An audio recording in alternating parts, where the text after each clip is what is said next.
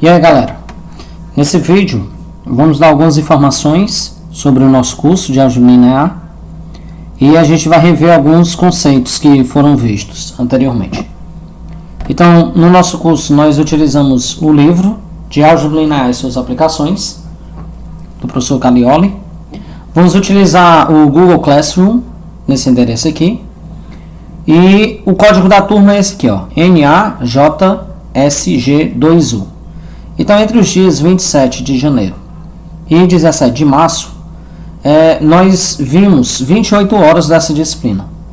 Restando, então, 52 horas para completar essa disciplina, que será visto entre os dias 16 de junho a 7 de julho.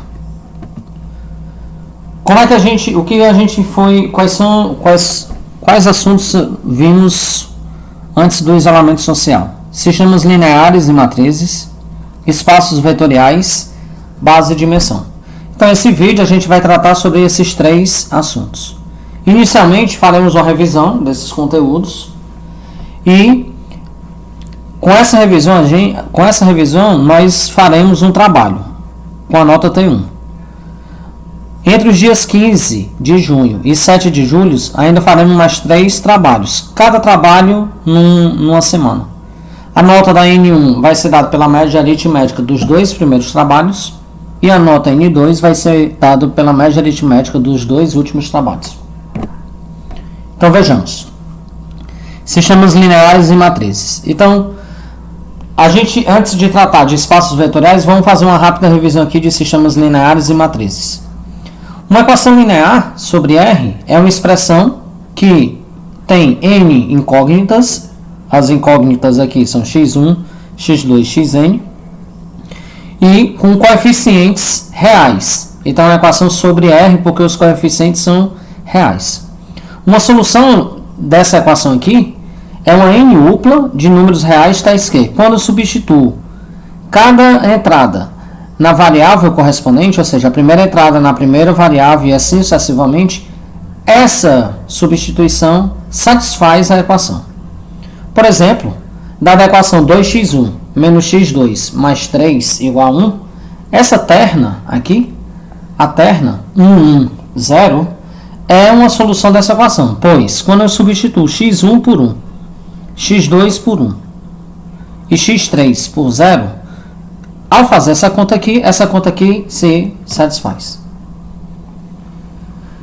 Com isso, dado que eu tenho uma equação linear sobre R, eu vou aglutinar n equações dessas.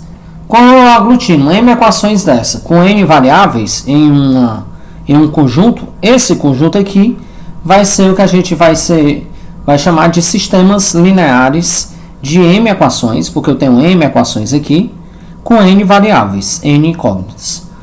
Assim como ocorre lá em equação linear, uma solução desse sistema aqui é uma n-upla, que é solução de cada uma das equações do sistema. É uma solução de cada uma das equações do sistema. Então, se no sistema S tivermos beta 1, beta 2 até um beta m igual a 0, ou seja, se os termos aqui, independentes aqui, forem 0, esse sistema vai ser homogêneo. Todo sistema homogêneo admite a solução 0, 0, 0, que é a solução trivial. Por exemplo, dado o sistema 2x menos y mais z igual a 1, x mais 2y igual a 6, uma solução desse sistema é a terna 0, 3, 4. Contudo, essa solução não é única, porque eu tenho essa outra solução. Então a gente vê que um sistema ele pode ter solução, essa solução pode ser única ou não, e também o sistema pode nem ter a solução. Com isso eu tenho que um sistema linear S é incompatível se esse sistema não admite nenhuma solução. Quando o sistema S admite uma única solução, ele vai ser compatível determinado. Quando o sistema S admite mais do que uma solução, como é o caso desse sistema aqui, desse exemplo aqui, ó, com esse sistema, ele vai ser compatível indeterminado. Então, se eu der um sistema com m equações e n incógnitas, eu posso fazer 3 operações elementares sobre eles. Quais são elas? Eu posso permutar duas linhas, duas das equações de S, eu posso multiplicar uma das equações de S pelo número real, lambda, não nulo, e somar uma das equações do sistema, uma outra equação desse sistema multiplicada pelo número real. Então essas são as operações elementares.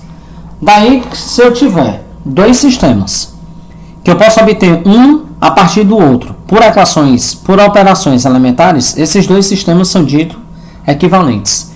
Então é essa a definição. Então essa definição me diz o seguinte: se eu tenho um sistema linear S, pode ser obtido pelo sistema linear S por operações elementares, que são essas três operações elementares que tem aqui: permutar, multiplicar e somar.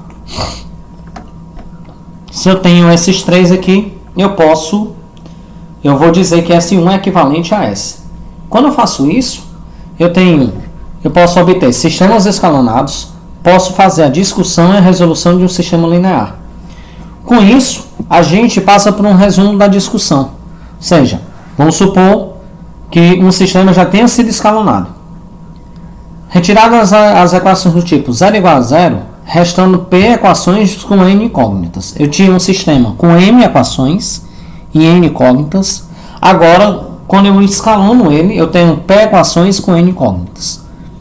Então, eu tenho três opções. A primeira é, se uma das últimas equações restantes é desse tipo aqui, ó, 0x1 mais 0xn igual a beta P, com esse beta P diferente de 0, então esse sistema é incompatível. Caso contrário, ou seja, se eu não tenho se eu não tenho a última das equações restantes desse tipo aqui, eu tenho, se esse P aqui for igual a N, ou seja, o N lá, se o P for um número de variáveis, o sistema é compatível determinado. Caso contrário, se o P for menor do que N, o sistema é compatível indeterminado. Note que não há o caso P maior do que N, viu? De acordo com as instruções de escalonamento. Com isso, eu tenho um sistema que eu vim de equações lineares reais. Agora eu quero trabalhar com matrizes. O que é uma matriz? O que é uma matriz M por N real?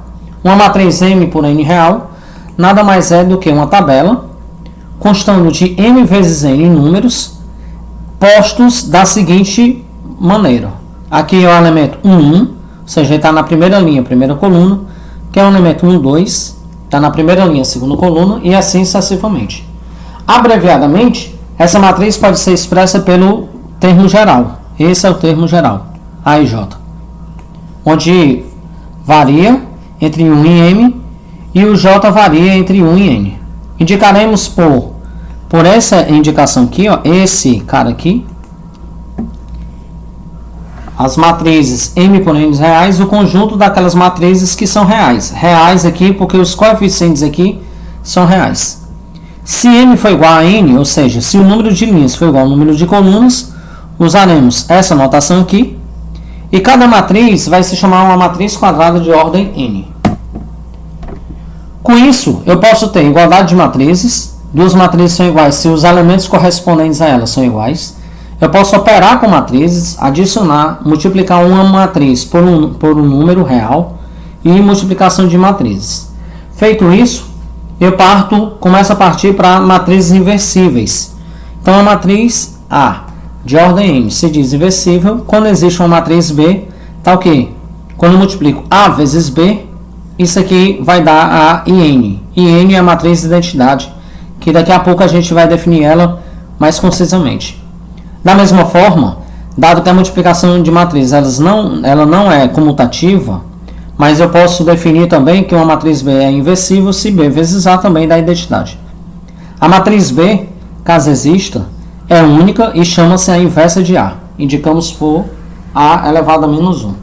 Com isso, conforme eu disse anteriormente, a gente pode definir a matriz de identidade de uma forma bem simples, usando o delta de Kronecker.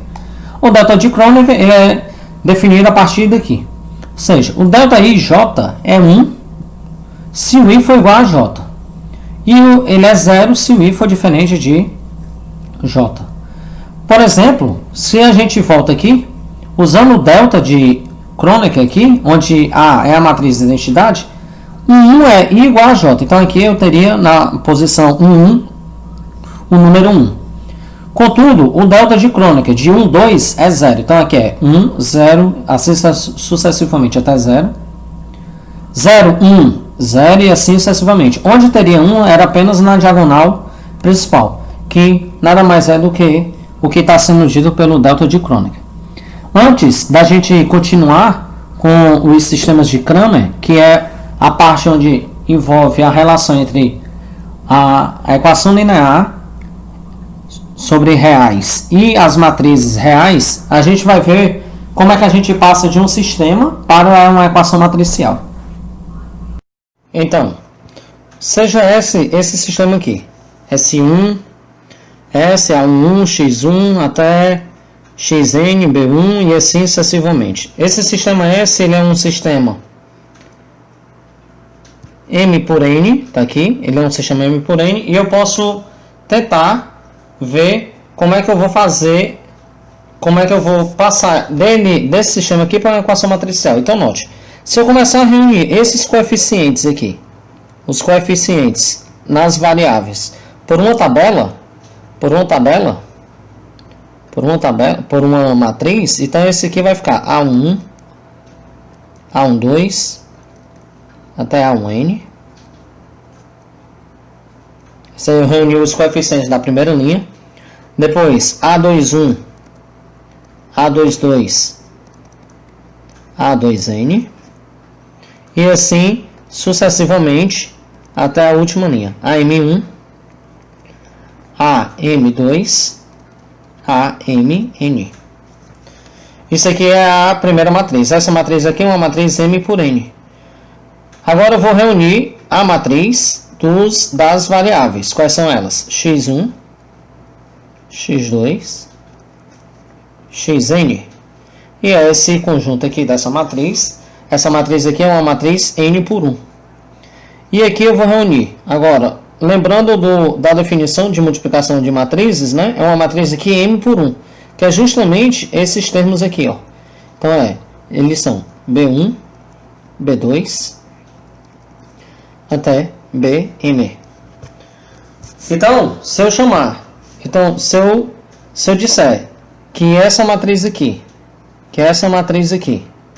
é uma matriz A, que se esse aqui for uma matriz A, essa aqui é a matriz X, e essa aqui é a matriz B, o sistema S, esse sistema S aqui, ele é equivalente a essa equação matricial. Ou seja, ele é equivalente a essa equação matricial. Para o que a gente vai considerar nos sistemas de Cramer, a gente vai considerar sistemas quadrados, sistemas S, N por N, onde o número de variáveis é igual ao número de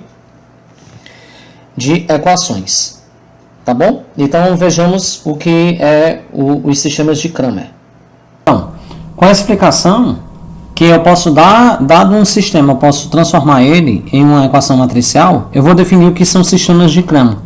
Um sistema de Cramer é um sistema linear de n equações com n incógnitas, cuja matriz dos coeficientes é inversível, ou seja, aquela matriz A, ela admite inversa.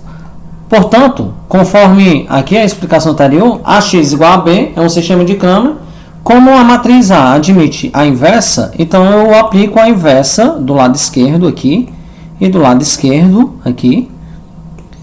A inversa vezes a matriz é a matriz identidade. A matriz identidade vezes qualquer matriz é a própria matriz. Então, eu tenho isso aqui. Então, esse sistema é compatível determinado. E a sua solução é dada por A menos 1 vezes B. Em particular, um sistema quadrado e homogêneo, cuja matriz dos coeficientes é inversível, ou seja, eu tenho um sistema quadrado e os beta 1, B1 até o Bm é tudo zero. Com matriz inversível, ela só admite a solução trivial, que é aquela solução 0, 0, 0 até 0. Com isso, a gente pode passar para o nosso objeto propriamente dito de álgebra linear, os espaços vetoriais. Como é que eu vou dizer o que é um espaço vetorial?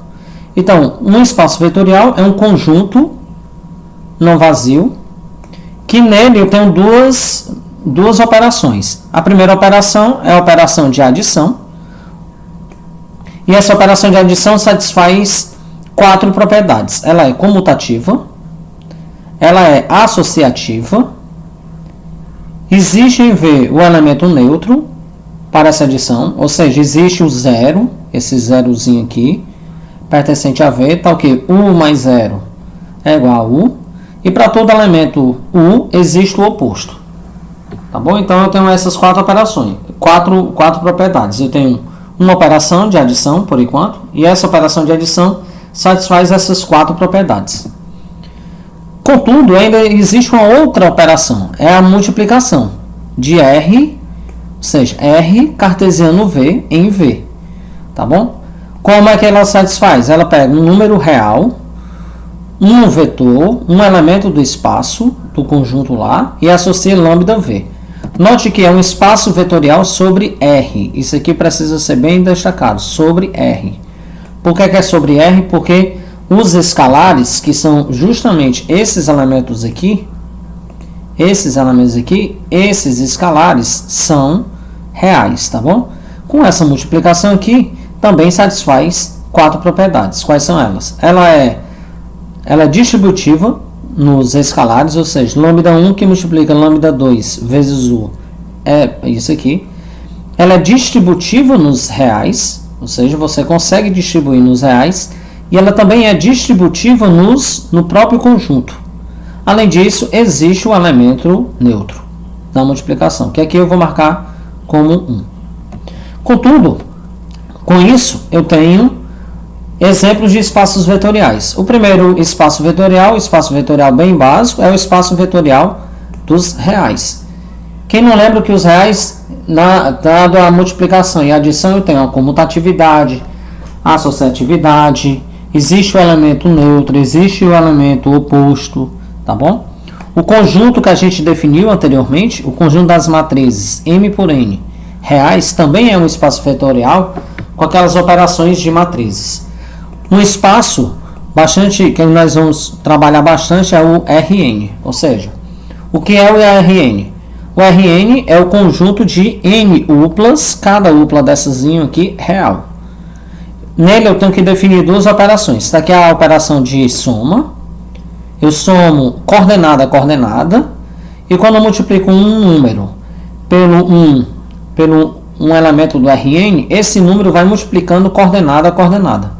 Como cada coordenada dessas são reais, é real, então vale todas aquelas propriedades para os reais. Além disso, eu posso definir o espaço Pn dos polinômios reais de grau menor ou igual do que n. Como é que eu defino isso? Eu tenho que definir 2 operações. Quais são as operações que eu vou definir? Quando eu pego 2 elementos desse conjunto, ou seja, 2 polinômios reais de grau menor ou igual do que n, a soma deles vai ser a soma dos polinômios. E quando eu tenho um escalar vezes um polinômio, ele nada mais é do que o escalar vezes o polinômio. Vejamos um exemplo bastante interessante. Considere o conjunto V dos reais, tais que esses caras aqui são maiores do que 0. Vou definir 2 operações. Eu preciso definir 2 operações. Quais são elas? Eu vou definir a operação de soma, dessa forma aqui. Essa somazinha aqui, mais V vai ser U vezes V, e vou definir lambda vezes U como sendo U elevado a N. Vejamos que esse conjunto, com essas 2 operações, é um espaço vetorial.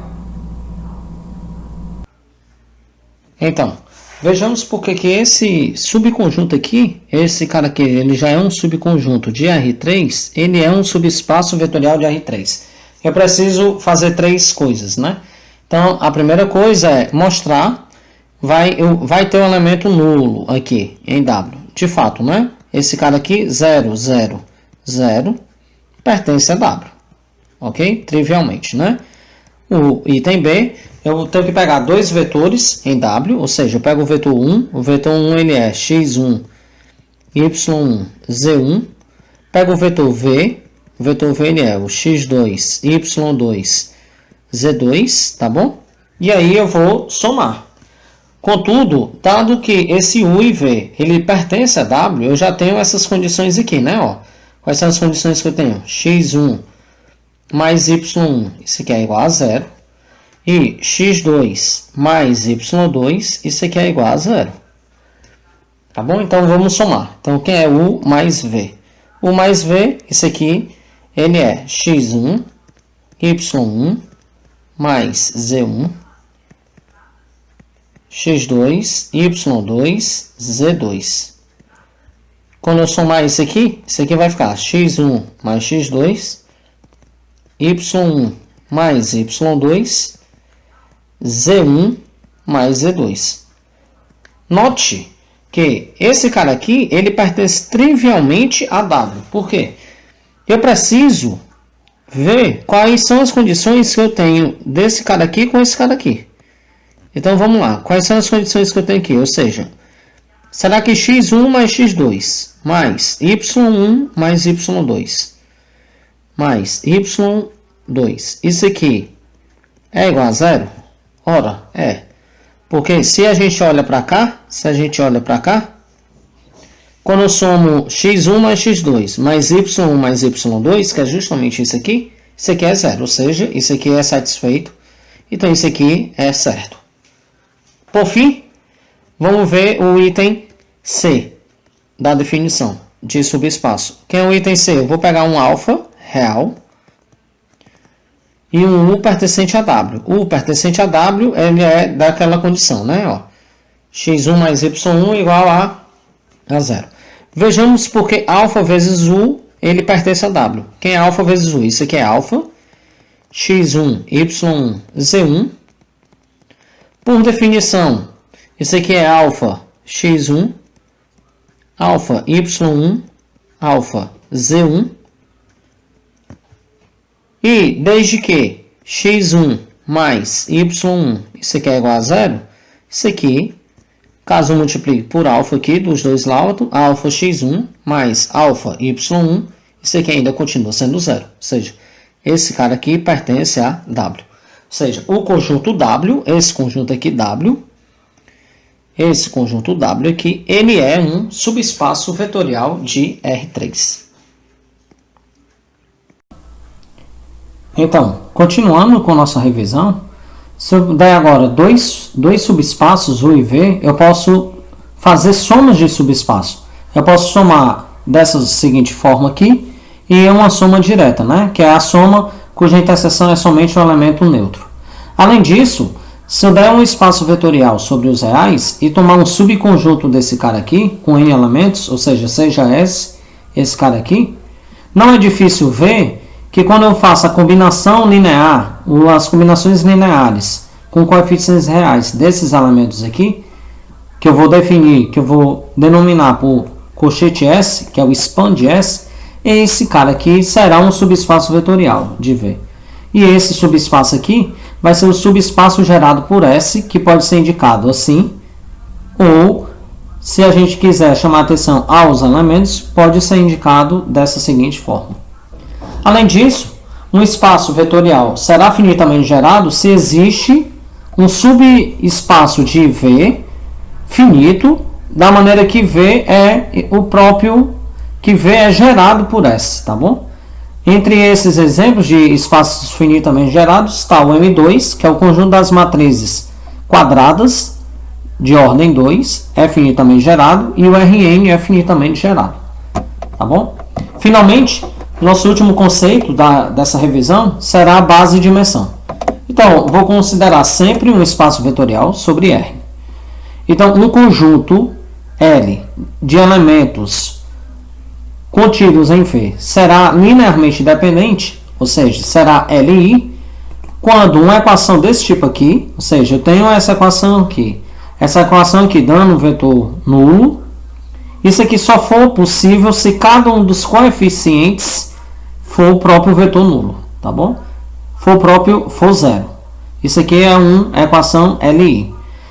Um conjunto será LD se não for Li, ou seja, se eu tenho uma equação desse tipo aqui, eu consigo uma solução desse aqui em que todos os escalares não sejam obrigatoriamente iguais a zero.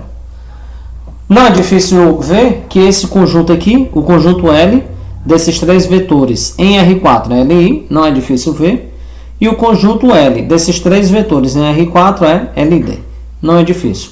Como as propriedades que se saem diretamente da dependência linear, temos: se o conjunto finito L, contido em V, contém um vetor nulo, então esse conjunto já é LD. Se o S for constituído apenas por um único vetor, e esse vetor não for vetor nulo, então esse S é LI. Além disso, se eu tenho um S, um subconjunto contido em V, de forma que ele já é LD, e um dos vetores, então um dos vetores é a combinação linear dos outros. Então essa propriedade aqui, que eu vou destacar, essa propriedade aqui é uma propriedade que é equivalente a CLD. Note que CLD, por definição, é não CLI, mas CLD é que um dos vetores é a combinação linear dos outros. Se eu tenho dois subconjuntos finitos e não vazio de V, de tal forma que S1 está contido em S2, e S1 é LD, então S2 é LD.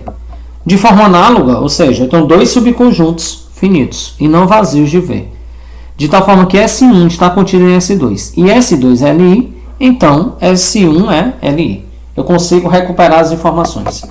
Além disso, se eu tenho um subconjunto LI e se eu tenho um certo conjunto V, de tal forma que quando eu faço a união desse S com esse conjunto U, com esse conjunto unitário U aqui, com esse conjunto aqui, U, essa união se torna LD, então o vetor U, esse vetor U que eu peguei, é combinação linear dos outros vetores.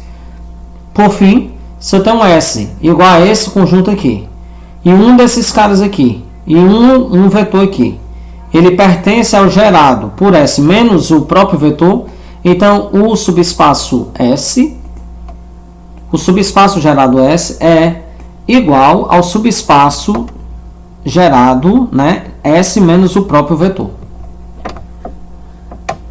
Como consequência dessas definições de LI e LD, temos uma importante definição, a definição de base. Então eu pego um espaço vetorial finitamente gerado, ou seja, existe um subconjunto finito que gera o próprio espaço. Uma base de V é um subconjunto finito, então a base de V é um subconjunto finito B, para qual as seguintes condições se verificam, ou seja, o espaço vetorial ele vai ser igual ao span de B, ou seja, ao gerador de B, e o subconjunto ele é LI, ou seja, é por isso que é tão importante ter em mente a definição de LI e LD. Como exemplos, nós temos que o conjunto 1, 0, 0, 1 é uma base do R2, e esses n mais 1 polinômios formam a base para a PNR, né? Que é o conjunto dos polinômios de grau, polinômios real, de grau menor ou igual do que n. Por fim, todo espaço vetorial finitamente gerado admite uma base. A menos de ser dito o contrário, nós iremos trabalhar com espaços finitamente gerados. Tá bom? O que é que isso aí nos garante? Garante o teorema da invariância. Se eu tenho um espaço vetorial finitamente gerado, quaisquer duas bases têm o mesmo número de vetores. E essa cardinalidade da base a gente vai denominar de dimensão de V. A dimensão de V nada mais é do que a cardinalidade da base. Nesse caso, V vai ser um espaço de dimensão finita. Por exemplo, a dimensão de R2 é 2. Por quê? Se a gente voltar aqui, esse conjunto aqui, ó, esse conjunto aqui, 1, 0, 0, 1, que é uma base de R2, constitui de quantos elementos de R2? 2. Qual é a dimensão dos polinômios reais de grau menor ou igual do que n? É n mais 1, porque aqui eu tenho n mais 1 polinômios. Da mesma forma, a dimensão do conjunto das matrizes m por n reais é m vezes n. Dessa forma, todo subespaço vetorial de um espaço vetorial finitamente gerado também é finitamente gerado. E eu tenho o seguinte, se eu tenho um subespaço vetorial de V, cuja dimensão de V é igual à dimensão de W, então esses subespaços eles não são distintos, eles são iguais. É o que diz essa proposição. Dado uma base, eu posso ordenar essa base. Ou seja, uma base ordenada nada mais é do que uma base onde fixamos. Aqui é o primeiro vetor, aqui é o segundo vetor e aqui é o terceiro vetor. Por fim, para a gente finalizar, vejamos o que são as coordenadas do vetor e a matriz de mudança de base. Então, vou considerar um espaço vetorial de dimensão finita.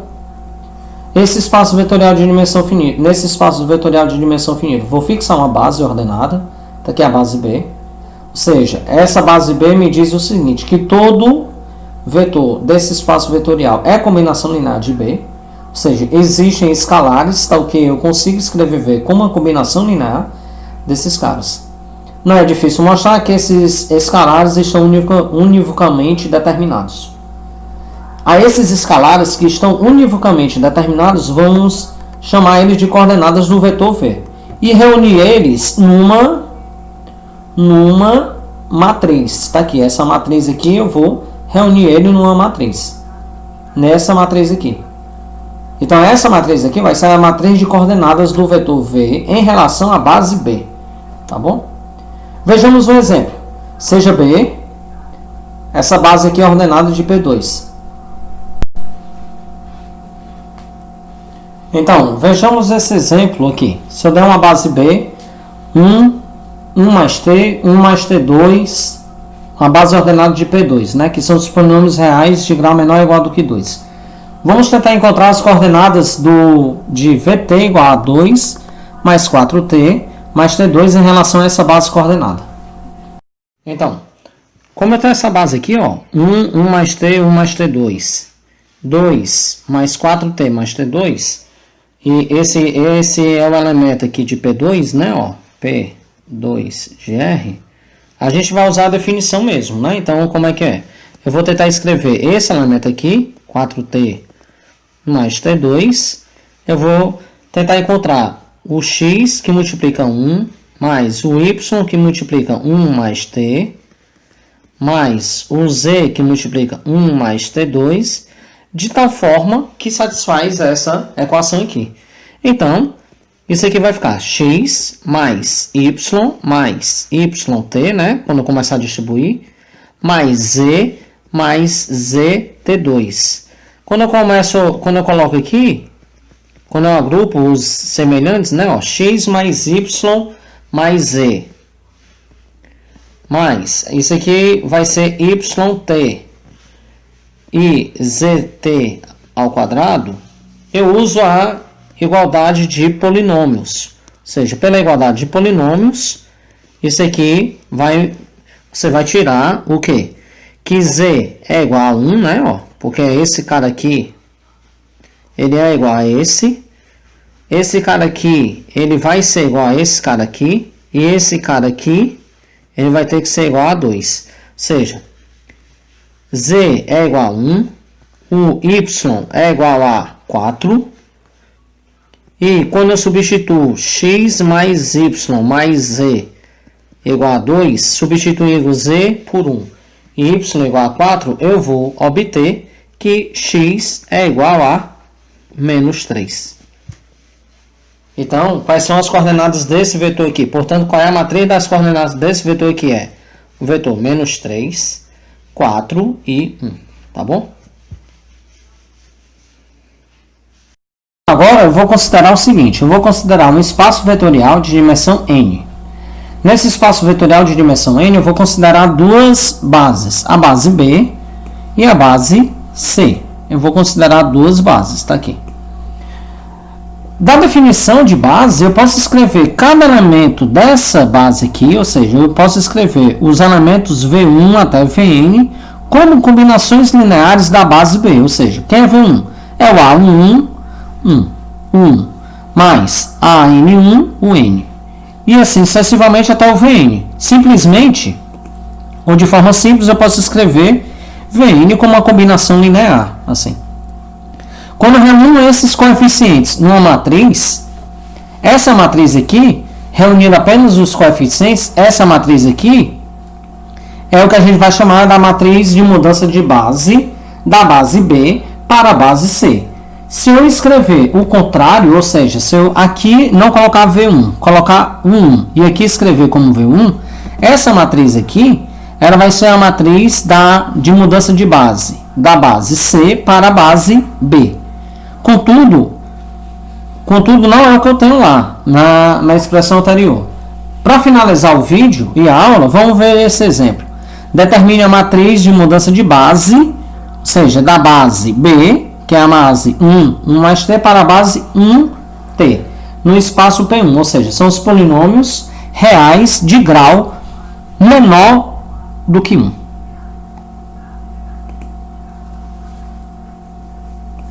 O nosso intuito agora é considerar essa base B1 e a base B2 e tentar encontrar a matriz de mudança da base B1 para a base B2, né? Por definição, eu vou tentar escrever esses vetores aqui, ou seja, o vetor 1 e o vetor t, eu vou escrever eles em função como combinações lineares desse cara aqui, ou seja, isso aqui é x1 vezes 1, mais um certo y1 que multiplica 1 mais t.